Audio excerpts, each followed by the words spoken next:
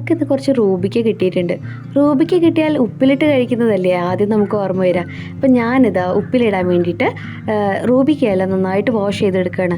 എന്നിട്ട് നല്ല ഉണങ്ങിയൊരു നല്ല തുണിയിൽ റൂബിക്കയെല്ലാം വെള്ളം വറ്റിപ്പോകാൻ വേണ്ടിയിട്ട് ഞാനിങ്ങനെ നിരത്തി പരത്തി വെച്ചിട്ടുണ്ട് കേട്ടോ. അങ്ങനെ സ്റ്റൗ ഓണാക്കി ഒരു പാത്രത്തിൽ കുറച്ച് വെള്ളം തിളപ്പിക്കാനായിട്ട് വെച്ചു.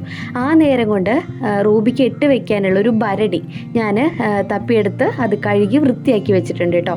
അങ്ങനെ വെള്ളം ചൂടായിട്ട് വരുമ്പോൾ കല്ലുപ്പാണ് ഏറ്റവും ബെസ്റ്റ്. ആ കല്ലുപ്പ് കുറച്ചധികം ഇട്ട് കൊടുത്തു, പ്ലസ് വിനാഗിരി ഒഴിച്ചു കൊടുത്തു. അവിടുന്ന് കുറച്ച് കഴിയുമ്പം വെള്ളം തിളച്ച് വരുന്നതോടുകൂടി പിന്നെ അത് സ്റ്റവ് ഓഫാക്കി മാറ്റി വയ്ക്കുക.